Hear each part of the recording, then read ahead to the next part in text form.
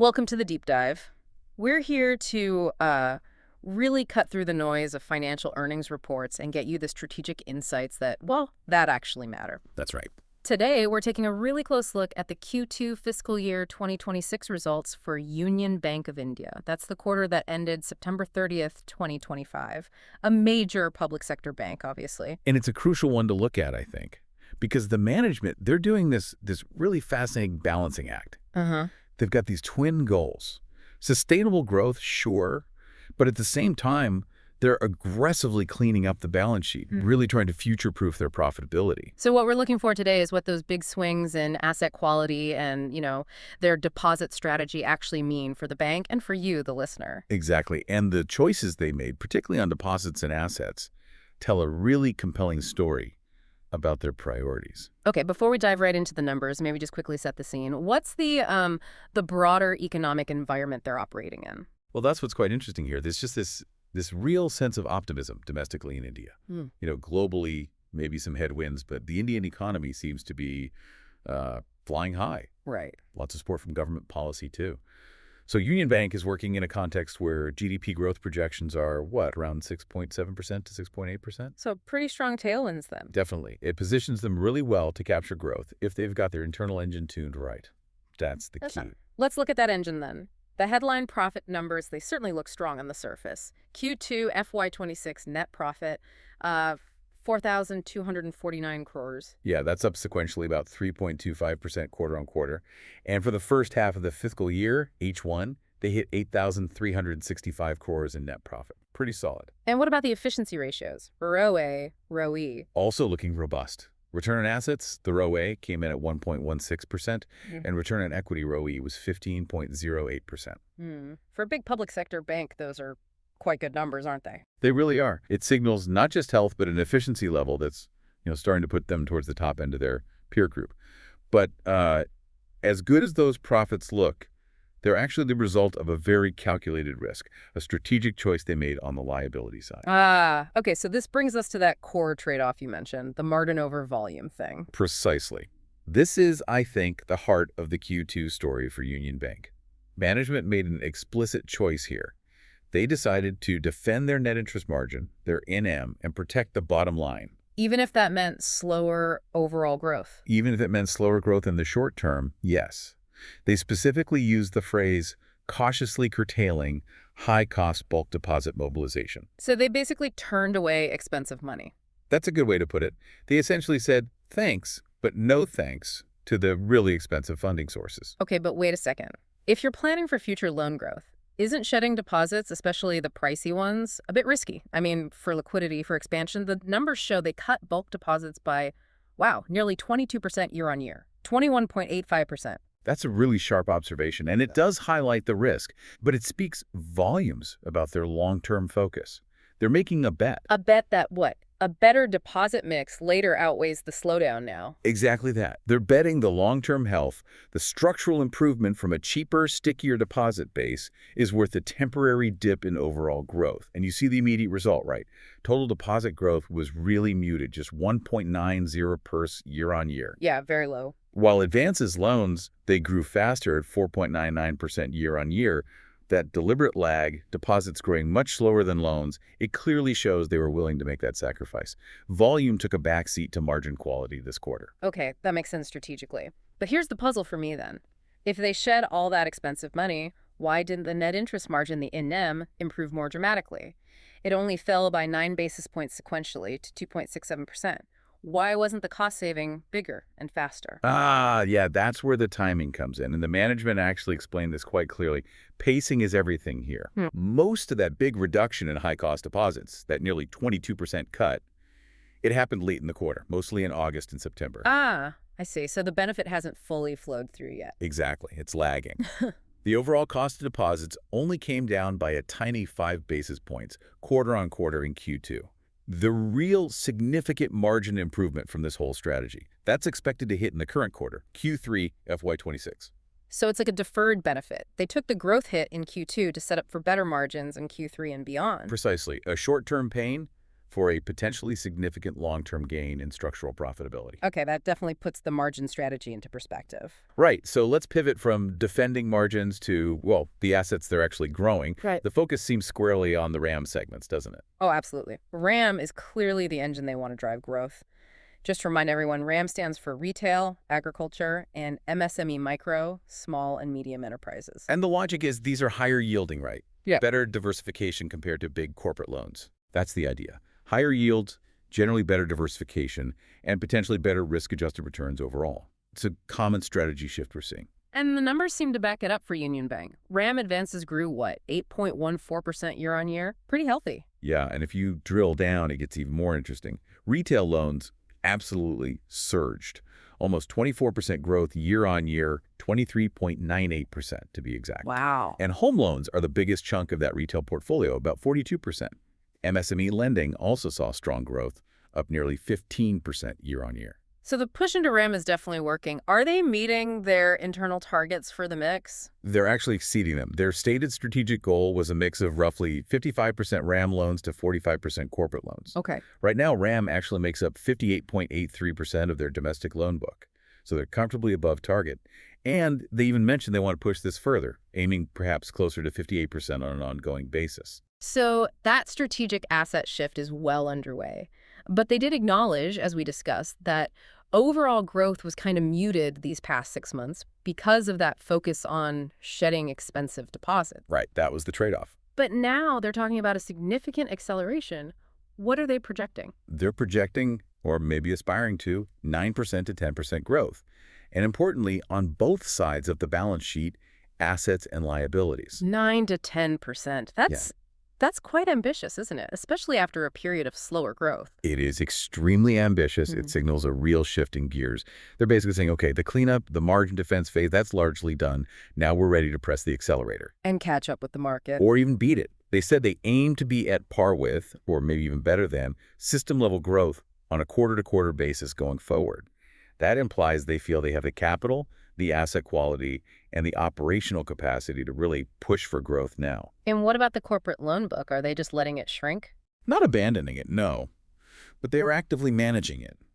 The commentary suggested they're shifting the focus within the corporate book, away from, say, lower-yielding, short-term working capital loans toward better-priced, higher-yielding term assets, while still keeping a very close eye on quality, of course. Which is actually the perfect segue, because that focus on RAM and higher-yielding corporate loans only really works if you can keep asset quality pristine. And that seems to be the absolute star of this quarter's report. It really is. The improvement in asset quality is, frankly, quite dramatic. Okay, let's hit the key metrics here, because this is where it gets really interesting for you, the listener. Gross non-performing assets GNPA. Down significantly by 107 basis points year on year. It's settled at just 3.29%. Which is good. But the net NPA, the NNPA, that's the figure after provisions, is even more impressive. Go on. NNPA declined by 43 basis points year on year to hit a remarkably low 0.55%. 0.55%. 0.55. For a large public sector bank, that is. Well, it's practically pristine. It essentially means over 99.4% of their loan book is performing as expected. A massive turnaround story. And the flow of new bad loans has slowed too, the slippage ratio. Dramatically. The slippage ratio was just 0.91% in Q2. Compare that to 2.40% in the same quarter last year. Huge improvement. And their provision coverage ratio, the PCR, also improved to over 95%, 95.13% to be exact. They're covering almost all of their existing NPAs. That kind of sharp improvement, it often involves more than just better underwriting. Were there specific recoveries or upgrades? Yes, and they were quite open about it. There was a significant positive this quarter, an upgrade of a, quote, reasonably sizable lumpy account. We understand it was close to 600 crores. An upgrade means it went from non-performing back to performing. Exactly. It wasn't a write-off. The borrower started paying again. The account moved back into the standard category. And that resulted in a reversal of provisions previously held against it, which obviously gave a nice boost to the bottom line this quarter. So recoveries helped, but they also seem to be doing some serious future-proofing on the provisioning side, didn't they? We saw a big jump in provisions for standard assets, the ones that are performing fine. It hit 882 crores this quarter. Why provision more so aggressively when asset quality is looking so good? Yeah, that looks counterintuitive at first glance, doesn't it? But it signals real prudence, I think. and preparedness for upcoming changes. Okay. The management explained this extra standard asset provisioning served two purposes.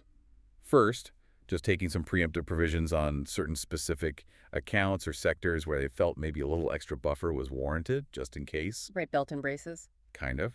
And second, and probably more significantly, it was done to reduce the future impact of the big accounting shift that's coming, the transition to expected credit loss, or ECL norms. Okay, can you just quickly explain ECL for our listeners? Why is that transition important? Sure. So the current accounting rules generally require banks to provision for losses only when they've actually occurred or are highly likely the incurred loss model. Yeah. ECL is different. How so? It forces banks to look forward and provision based on the expected losses over the entire life of the loan, right from day one, even if the loan is perfectly healthy right now.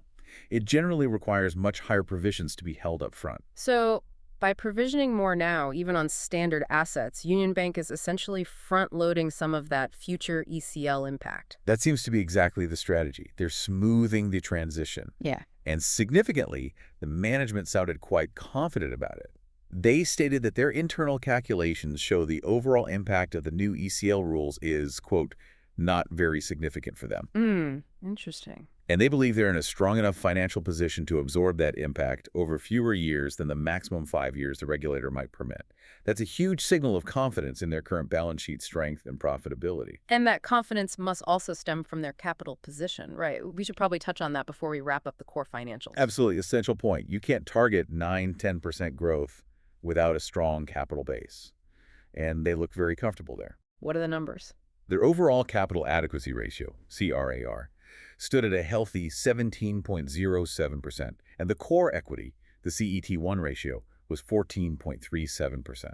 Which is well above the regulatory minimums. Comfortably above. It gives them plenty of cushion, plenty of bandwidth to support that ambitious credit growth target we talked about earlier without needing to raise fresh equity immediately. Okay, so strong capital, improving margins, stellar asset quality. Let's connect the last piece. Digital transformation. This can't just be a sideshow, can it? It feels like it has to be the mechanism for actually achieving that 9–10% RAM growth efficiently. You've hit the nail on the head. The digital push is completely intertwined with the RAM strategy. It's fundamental. How so? Well, think about it. How do you scale up lending massively in retail and MSME without, exponentially increasing your physical branches and staff? It's just not cost effective. Right. Technology has to bridge that gap. Precisely. And the numbers show they're making real headway. They generated over 24,600 crores euro, 24,600 plus CR of actual business through their digital lending journeys. They mentioned over 15 different digital loan products online. That's significant volume sourced digitally. It is. And that kind of efficiency is absolutely key if they want to grow rapidly while defending those ROA and ROE numbers we discussed. Technology drives down the cost per loan. And they're also focused on the customer-facing side, too, the mobile app. Yes, they launched a revamped mobile banking app, VYOM 2.0. And interestingly, they specifically highlighted that they focused on making the migration seamless for existing users. Meaning They tried to ensure users didn't have to re-register or lose their settings when moving to the new app. That sounds small, but avoiding that kind of friction is critical for user adoption and retention. It shows they're thinking about the practical execution, that back-to-basics approach, but using modern tech. Makes sense. And they're also involved in some pretty cutting-edge stuff, too, like the central bank digital currency. Yeah, they seem quite active in the RBI's CBDC pilot, the digital rupee, or EO. What are you doing there? They mentioned involvement on both the wholesale and retail sides. Things like using wholesale CBDC tokens for trading certificates of deposit, which is quite high-tech. And on the retail side, enabling features like PM-less EO transactions for small amounts, up to Euro 500. So really engaging with the future infrastructure of finance. It suggests they are. It shows a commitment to understanding and integrating these new regulated digital rails into their actual operations, not just watching from the sidelines. And one final point on strategic alignment, their ESG commitment, seems relevant given the national focus. It does. They highlighted being a founding member of the Indian Green Building Council, and more tangibly, having sanctioned a significant amount, Euro 32,520 crores, in loans specifically to the renewable energy sector. So that, again, reinforces the idea of shifting towards strategically important, potentially higher quality assets. It's exactly. Higher yielding, hopefully higher quality through diversification and digital underwriting, and now also aligning with national priorities like green energy. It all paints a picture of quite a deliberate structural shift in the bank's focus. Okay, so let's try and synthesize this for you, the listener. Three big strategic takeaways seem to stand out from this deep dive into Union Bank's Q2. First, First, that very deliberate, quite bold decision to sacrifice short-term deposit growth. They actively shed high-cost bulk deposits, specifically to protect and ultimately improve their net interest margin, with the main benefit expected starting now in Q3. right, margin over volume. Second takeaway. Second, the absolutely dramatic turnaround in asset quality. Yeah. We saw GNPA fall significantly, but more importantly, NNPA reached that incredibly low 0.55%. This was helped by some recoveries, yes, but also bolstered by very conservative, forward-looking provisioning, especially with the ECL norms on the horizon. Okay, pristine asset quality. Yeah. And third, Third, they're now signaling a clear shift back towards growth. An ambitious plan to hit 9 to 10% growth, aiming for system-level or better performance, driven almost entirely by that successful expansion in the RAM portfolio, shoe retail, agriculture, MSME, which itself relies heavily on their digital sourcing and processing capabilities. so cleanup done, now pivoting to digitally driven RAM growth. That's the narrative. They've done the hard yards on the balance sheet cleanup. They have the capital. Now the entire strategy seems geared towards these higher margin, digitally acquired retail and MSME loans. So the really crucial question for you to track in the next few quarters is this. Given their proven success in cleaning up assets and that healthy capital buffer, how quickly can they actually deliver on that promise of better than system-level credit growth?